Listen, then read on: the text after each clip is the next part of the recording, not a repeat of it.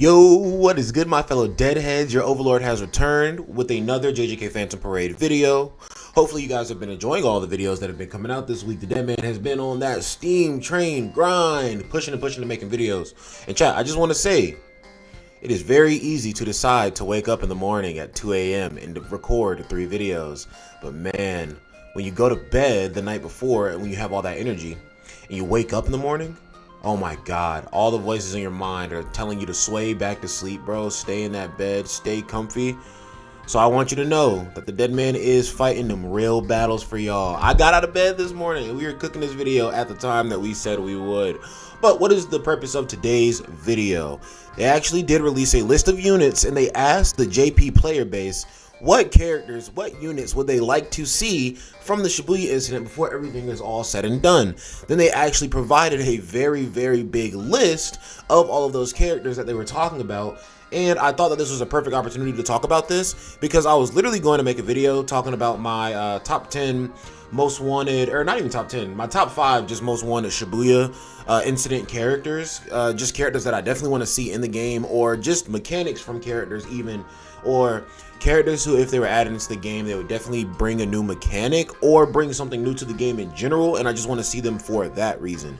But if you guys like these kind of like just discussion chill type of videos, you can go down below, you can hit the like, you can hit the subscribe, and hit the notification bell so you can get notified every single time your eye decide to glide. And you can also comment down below and let me know what you want to know. It was a little bit slower this time, but I did complete the ritual. Now we can get into the video. So obviously we are in the Shibuya incident right now, and the point at which the story is at in the Shibuya incident is literally Nanami's still alive. Let's say that. So we are relatively early in the Shibuya incident. So we still have a lot to unfurl, but at the same time, on the JP version, we're actually a pretty good way through the Shibuya incident. Actually, Yuji is literally already fighting Chozo, so I mean, like, by the time we get to the Sync celebration, who's to say that we're not done with the Shibuya incident, if not really close to the Shibuya incident? And before we go over this list of characters, I do just want to say, this is not the first time that a gacha game company has done something as crazy as asking the players directly what characters they want for their celebration. Like, quite literally, if you look at 7 Deadly Sins Grand Cross, every 0.5 celebration, they decide the unit. But every full anniversary celebration, they actually let the player base select. They let the player base create the banner, literally. Like, you just take quizzes and they do a community poll pretty much seeing like, okay, who wants what characters, right? And not only do they let you choose the brand new festival characters that are going to be around the festival character that's coming for the anniversary, you also get to choose like all of the seasonals or like limited kind of like characters, right? And then you even get to choose a bunch of just like random standard characters. So they do let you choose quite a bit of characters for your own banners in 7 Deadly Sins Grand Cross.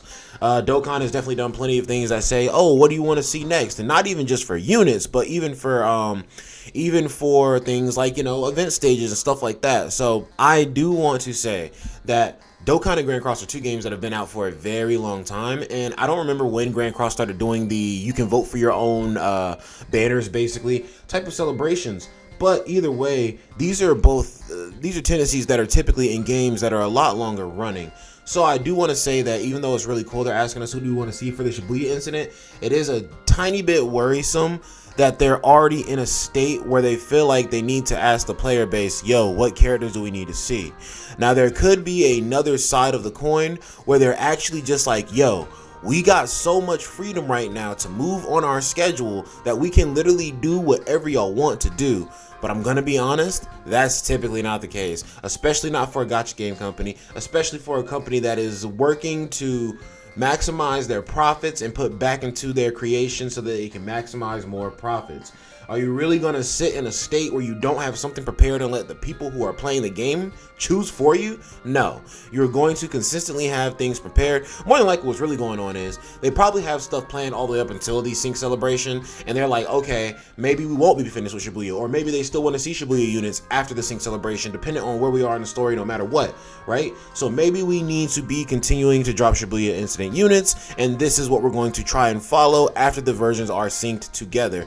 But then again, the global version has not gotten this quiz, or this wasn't a thing on the global Twitter. This is just a thing on the JP Twitter, or I saw it on the JP Twitter, right? So I have not seen the global version, global development team make any moves to try to ask any people on the global version, what characters do you want to see for the Shibuya incident? This is a JP specific thing, but if it's a JP specific thing and we're about to sync up with JP, does this not just make it a thing for all versions of the game?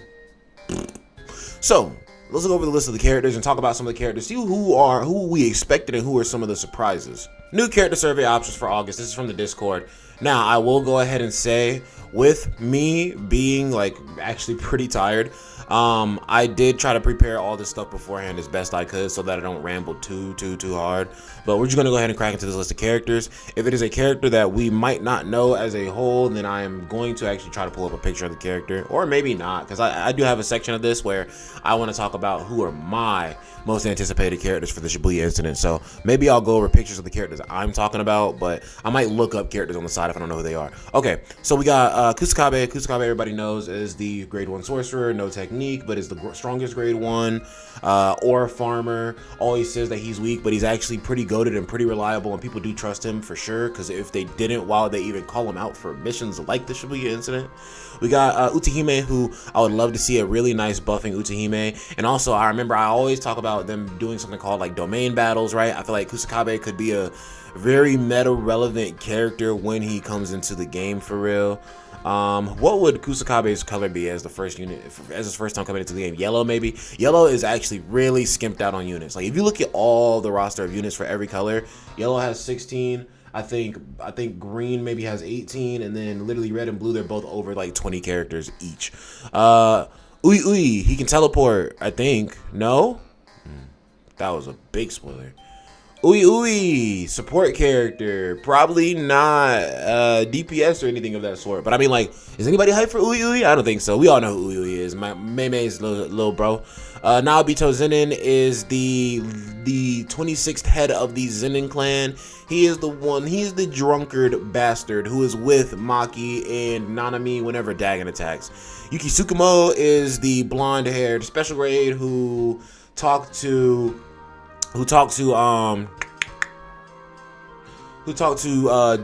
Gato about the culling game idea whenever they were in the hidden inventory arc. Who gave him the idea in the first place, to be honest? She probably single-handedly fucked the JJK universe so hard, bro. Akarinita and Aratanita, those two are, so you remember during the Shibuya incident, whenever Nobara is fighting the good luck dude and he throws his sword and his sword punches her in her jaw. After that entire situation goes down, I think, how does it go? Does Nanami save Nobara, and then they also try to heal Nita because she gets slashed in her legs so she can't run from the dude or something like that, right? But that's who that is. Or the one who's like, yo, where did those brats go whenever they were going to do the bridge incident mission and all that? Akari and Arata. They're blonde and they have like a black like kind of like stripe in their hair. Those siblings. We got Noritoshi Kamo, Suguru Geto, Kinjaku, just a lot. So Noritoshi Kamo is the name of the worst cursed user in history. Suguru Geto is the name of the host body. Kinjaku is the name that they are calling him now in the modern era. So that is all just one really big name for no reason. Very obvious as to why they want to see this unit. We have not gotten a Kinjaku unit yet, or not even as to why they want to see it, but like we just haven't gotten a Kinjaku unit yet. It'd be a no-brainer to put him on the list. Eso and Kechizu are the two Curse Woman painting brothers that Yuji and Nobara killed during the Curse Woman, or the Origin of Disobedience, I believe is the name of the arc. Kogai is the grasshopper curse that this man Yuji fought whenever they started off the Shibuya incident and got into the train station. Ebina Niji is the dude who fought Mei in the tunnel with that one curse, and then she asked him like, how much is your life worth? And then he was like, he was trying to apologize and all this stuff, but Mei was like not going for that shit. And she was like, yeah, when you walk into a battle, bro, you gotta know how much your life is worth for real. And like, I knew how much my life was worth to me. And then she bodies his ass. Yeah, that motherfucker got waxed. And he had like this little animal Shikigami familiar, but he was a super weak dude. Then we have Shigemo. Shigemo is, oh, that's the blonde-haired dude with the good luck powers name. Yo, fuck Shigemo. I don't want no damn parts of that motherfucker in the game. We got Jiro Awasaka. That's a dude who had the inverted powers that Yuji Yuji and damn. Yuji and Megami, I'm just yo. See, I told y'all, bro. This 2 a.m. vibe is different. Have y'all ever seen me struggle to remember an anime character's name, bro? Yuji and especially a main character. Yuji and Megami jumped this man. Granny Ogami is the sorcerer who did the seance and summoned Toji. Her grandson is the dude. That's crazy. His name is just grandson. The grandson is literally the vessel for Toji's body. Nanako Hasaba and Mimiko Hasaba are two of the followers of Geto. One of them has like the ability to take pictures of people with her phone and do stuff to them from the picture, editing the picture. I don't know. And then the other one can make you hang yourself. She has like noose sorcery. I don't know. Sukuna made him look like a pair of dickheads in the Shibuya incident, though it doesn't really matter. LaRue is the dude with blonde hair and hearts over his nipples. I will leave it at that. If you look him up, that is quite literally gonna be what you find. Manami Suda, I'm pretty sure that all these people I'm looking at this point, or not even all these people, but everybody down to Urume is Kenjaku's ally, or I'm sorry, Suguru Geto's allies, who are now being used by Kenjaku. I'm pretty sure Suda is that chick who is like one of, yes, she's like this chick who is like one of Kenjaku's like higher ups, but like she doesn't really like do much, you know what I'm saying? But like she was there during the Shibuya incident actually, and I feel like she was there at the scene whenever Sukuna and Jogo started fighting, and this man Kusakabe was like, yo, I just want y'all all to understand we need to leave because we are ants fighting on an elephant's playground. By the way, we're the ants. Those two are the fucking elephants. We need to leave. Like, bro, that's another reason why Kusakabe is cracked. This motherfucker has actual awareness. He has real life awareness, not anime character awareness. Anime character awareness is like, yo, stronger people are here, but we need to stay around and try to... Real life awareness is, yo, we are about to die. What are we doing? Right? Kusakabe has real life awareness. But then we have Toshihisa Neji, because Neji would be any J.I. I'm a well-trained Naruto originator. But Negi, he has like this little like face mask. He has like a katana, I'm pretty sure, or maybe he doesn't have a katana. His design is actually kind of cool, but he didn't really do much. But that's him right there. He did not really do much. That's him when he was like younger. I think that's him from the JJK Zero movie, but like that's a better like kind of like full body picture of him. And just in case you guys don't remember who he is, but he was another just like follower of Geto who got kind of like wrapped up in Kenjaku's dumbness. Then we got Urume. We already know Urume is the ice person that is with Sukuna.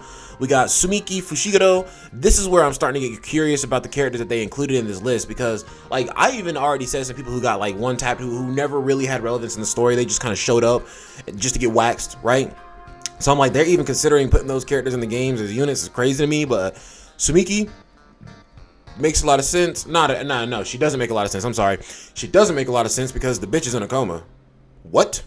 Are you gonna have a support memory of Fushiguro talking about his damn sister, and then have him looking at his sister or some shit? She could be a support memory where it shows her laying down in bed, like in her coma type shit, like. Because I'm pretty sure they've shown that in the anime, like how she looks right now in her coma. Yu Haibara is the dude who died whenever Nanami was younger, and he never forgives himself for that shit. The brown hair dude. That's the dude from the recollection bit, Anyway, Let's Have a Cola, that he's handing the cola to. Riko Amanai, boy oh boy, did she take a major L. This is the girl that Toji shot in the fucking brains at the end of the Hidden Inventory arc. Which then right after he proceeded to quickly clean up that boy Geto for real. Geto is really lucky that he had curse manipulation as well, because that's the only reason why Toji did not kill his ass, because he knew that he would have to deal with all those curses afterwards, and he was like, yo, I could do it, just don't feel like it. He is lucky that boy Toji is lazy as fuck for real sometimes. I'm gonna take a wild guess that Kuroi is Riko's maid from yeah, I'm pretty sure that's Amanai's maid. Yes, that is Amanai's maid. And then Shiyu Kang. I'm pretty sure that Shiyu Kang is actually the guy who sets up Toji's jobs. Yeah, that's quite literally the guy who sets up Toji's jobs, which is actually funny. She was a Korean national and former detective. I did not know, one, that man was from Korea, and I did not know, two, that man used to be a detective. But I mean, him being a detective would makes sense as to why he's so good at gathering information. But honestly, now that I think about it, it's not that crazy that they're trying to incorporate characters like this into the actual character roster, because we have characters like Ichichi, not Ichiji, Ichichi, who really can't do much in the grand scheme of things in JJK, but he was still a helpful support, so he is a support in the game now. So it's not that crazy that they're trying to add these characters into the game. But let me just go ahead and give you guys a quick rundown of my... Oh, I'm sorry. Rika Orimoto, child. I don't know why they would put a child version of Rika in the game. I don't think that would be useful at all. Like, maybe a recollection bit, yeah, but like some of these I do think that we can see as recollection bits instead of just characters. Yeah, I definitely think recollection bit. But honestly, what I was talking about for you know, maybe they could do this stuff starting after the 2nd anniversary. I don't think just because it says 4 August that they're going to drop a character from this list in August. I mean, obviously they're going to drop a character from this list in August because Shibuya incident stuff, duh. But I don't think that us choosing one of the characters is actually giving us as much sway as we think right now. Or as soon as we think. I think it's going to be later on down the road for sure. But like, how do we think that the results will look from this? Maybe they don't just take the #1 character. Maybe they take a top, you know, 10 list of characters. They get through the Shibuya incident, and then afterwards, whatever is left from what they did not release, they're like, okay, this is what people want to see the most after the Shibuya incident. So before we move to the next arc for real, let's go ahead and just drop some more Shibuya incident characters, and let's get these characters out because these were popular enough that people really wanted these, and we haven't released these yet. That's what I could maybe see going for it. But now I'm gonna go and talk about all the characters that I really want to see for the Shibuya incident. So #1, very obvious, a Kenjaku unit is a no-brainer. We have not gotten a copy of Kenjaku in the game yet, and I would absolutely love to get a copy of Kenjaku. They could literally just start bringing Kenjaku coming to the game. Could quite literally just be Gato unit. He could function like a Gato unit, but just have extra wild mechanics that just always makes him like that little extra top stack crazier, right? They could really do some wild shit, you know, with the cursed spirit manipulation. They could do something with cursed spirit manipulation where he gets extra cursed energy for defeating curses. They could give him something where he just gets extra cursed energy just for existing, because he's one of the strongest cursed users to ever exist. No, 2 of the strongest cursed users ever to exist in one body. Their cursed energy reserves are absolutely freaking ridiculous, right? Then also, you gotta think about the fact, since Gato could eat cursed spirits, could he not technically just increase his own cursed energy reserves by absorbing other cursed spirits' cursed energy reserves? Would their cursed energy reserves not just become his own cursed energy reserves? Is that a crazy way to think about that? Is that not logistical? I don't know. But we're gonna go ahead and look at the next character. I know we already have a Jogo. I certainly want to see a Jogo whose ultimate attack is just his meteor. I do like domains in the game, yes, but I do hate the fact that all of the free-to-play cursed spirit units are all just domain characters, and they don't, and from what it seems like, they don't plan to drop any other variants of the characters. Or let's be real, they have to drop another variant of Mahito. If they don't do true form Mahito, they are absolutely selling the bag. If they don't do, I think if they don't do a Jogo who has the meteor as an ultimate attack instead of his domain, that they're selling the bag. They could really make a crazy DPS Jogo, right? So we still could see more units added to the Phantom Metal shop, I believe, but I actually unironically do want to see Jogo with his meteor as his attack. And honestly, the reason why, I'll let you know right now, 15 Finger Sukuna is not on my list because I really just think that that's just going to be a character that's coming in the next 3 months any freaking way. The fact that we do not have Fuga Sukuna yet is crazy to me. But why did that all rhyme weirdly? But yeah, no, I think we are going to be seeing Fuga Sukuna guaranteed during the Sync celebration, if not right before, if not right after, somewhere around that time, right? So I think that that one's not a worry. I don't think anybody is worried about that. That is not an anticipated character for anybody because that is just a known character. We know we are going to get that shit probably during the Sync celebration, bro. Fuga, you're not going to capitalize on that, bro? Come on now, Billy. Come on now, Zoomzap.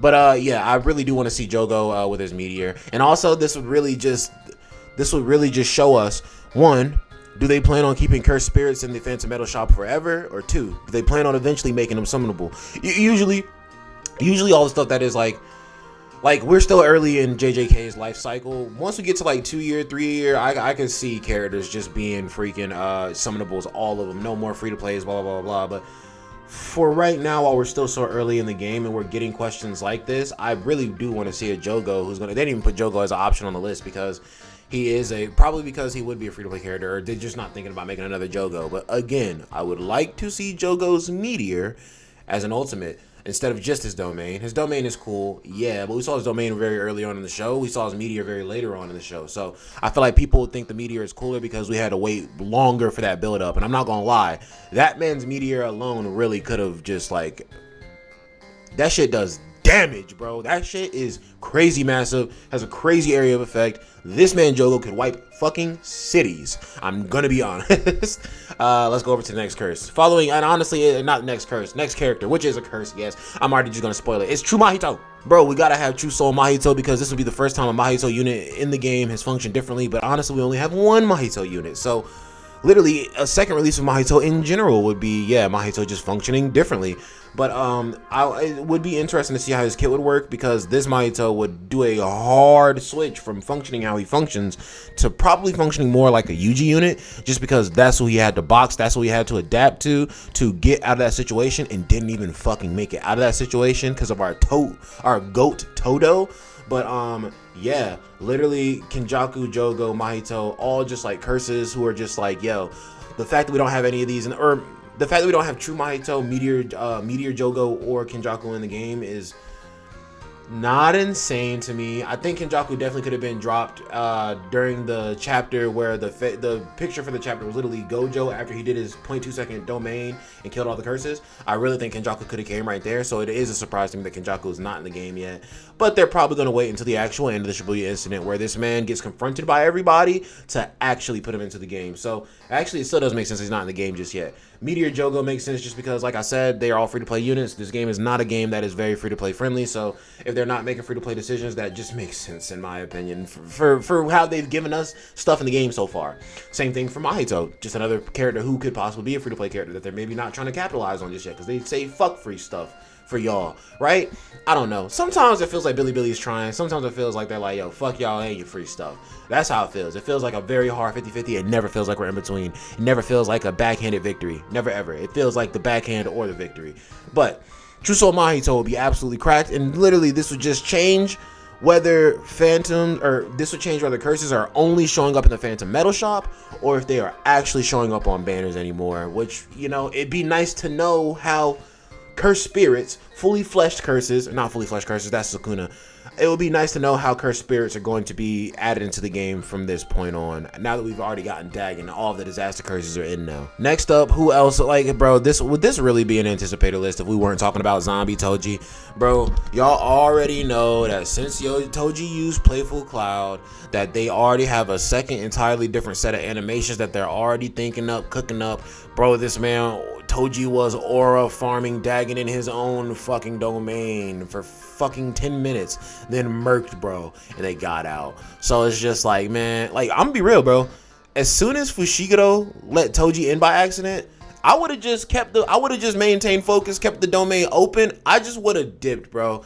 I would have been like, nah, bro is different. I gotta go. I would have let Toji stay in there with Dagon by him damn self, and I just would have left. But damn, did they get to see a spectacle, bro. But luckily, since they stayed, he got to take Playful Cloud off of Maki for real. If Maki wasn't there with Playful Cloud, he wouldn't have gotten it. But he still would have absolutely ripped Dagon to fucking pieces. Oh my gosh. But yeah, Zombie Toji would be absolutely cracked. They already definitely could just make a different set of skill actions for him, because the first Toji was using a sword, this Toji using Playful Cloud, and it'd be really cool to see a character actually have Playful Cloud as a weapon in the game, unless they're planning on adding a weapon system in the game where everybody has like holy relics, kinda, right? And Toji gets a Playful Cloud. I don't know. Next character that I'm highly anticipating, I really want, is the Gojo from this moment, just because this moment is the first time that we had seen Gojo push to his extremes and actually, well, no, not really. The hidden inventory incident is the first time we've seen Gojo push to his extremes and push to his limits and actually tired and actually get fucking waxed, right? So this is the second time we've ever seen Gojo like that. Those moments are always the craziest, because it's just like, damn, Gojo got caught lacking, and it's just like, to commemorate how crazy these moments are, I think we do need characters for these moments, for certain, because they have this little picture, this little visual, and they teased to get everybody really hyped for that shit, and everybody thought that they were getting a Gojo for this. You remember? Honestly, I can see Gojo as I can see this Gojo specifically as the anniversary unit, 15 Finger Sukuna as the anniversary unit, and then Kenjaku. I really could see that celebration happening, guys. I can see that shit unraveling. Do not be surprised if that shit happens for real. Don't be surprised when that shit happens for real. And honestly, I forgot to put him in the list. I forgot to pick up a picture of him, but because I've already talked about him multiple times. We definitely need a Toto that's actually good. We need the ultimate support Toto. We need a Toto like the new Nanami that just came out, because the new Nanami is one of the godliest buffers in the game. He is definitely the godliest buffer for red, but he also doubles as a pretty solid DPS, right? So we just need to see a Toto who is that. One who is a really good buffer, but also a really solid DPS. Like the best friend buff is a cool idea in theory, but like that Toto all around just sucks, the red one. So it's just like the best friend buff falls short because it's not enough to carry the rest of his kit being bad. But I just wanted to throw that in there because we do deserve a good Toto, or not even we deserve a good Toto. Toto deserves a good Toto, because Toto is quite literally one of the most impactful characters in the entire course of JJK consistently, and that is 100%, bro. That man is the reason for Yuji's growth mainly. That man is the reason for Yuji's progression mainly, when he went and requested that Yuji be turned into a grade 1 or get an advancement in his grades. That man is the reason why Yuji is alive. Like, bro, this man Toto is goated for real, bro, and it's crazy that they're selling his units. Now, last character I have in my list for characters that I want to see, and this is funny, none of the Zenins are my favorite character. I don't think the Zenins are anybody's favorite character unless their name is Toji Zenin or Maki Zenin. But yeah, only reason why I want to see now Obito is because I was talking about in my tier list for characters, on my green tier list specifically, I was talking about how Miwa and Mekamaru have mechanics that make them stronger the more people on their team from the Kyoto Jujutsu High School, right? I'm like, it'd be really cool if we started to see, we started to get to that meta where we do start to do categories actually, and maybe they add in like the Zenin clan as a category, right? That'd be cool. That'd be random, just like family names. Zenin clan, I guess the Zenin clan is the only great Jujutsu family that they could really do that with, because if you look at the Kamo clan, the only legitimate Kamo besides Kinjaku that we see in the show is literally Noritoshi Kamo, the guy named after him, right? But I mean, like, they could definitely do a Zenin clan tag or art attribute, there we go, that's what they're called, in the game, right? And then, this guy could be one of the Zenin clan like craziest supporters, because he is the head of the Zenin clan. And ironically enough, even though he's the head of the Zenin clan, he could be the first character to have a passive that works from the back line and be a crazy buff for Zenin characters. And then, we can start getting more relevance for Maki characters. Even though Fushigoro's name does not say Zenin, he is still a Zenin, so he could get the buffs from that. Toji could get the buffs from that. Like, Mai could get buffs from that. Like, just a lot of different things could come out of that. And also with his frame technique, I think he would probably be one of the best characters to have like a stun mechanic in the game, because when he freeze frames these enemies, they quite literally cannot do shit while they're stuck in the freeze frame. So essentially he is stunning them, because they quite literally can't react to anything either, which would happen as a result of a stun too. But guys, that is it for my list of characters that I want to see in JJK Phantom Parade, and that is just me covering the list of characters that they've provided for us for our survey. Honestly, I don't even know where we take the survey to figure out, or I don't even know where JP players take the survey. I just see that list of names right there, but maybe the survey's in game, I don't know. If something like this comes to the global version, honestly, when something like this comes to the global version, they'll probably have a survey in game. That's what I'm going to imagine is going to be the way that they try to handle this. But guys, if you have any anticipated characters that you want to see for Shibuya, comment down below and let me know.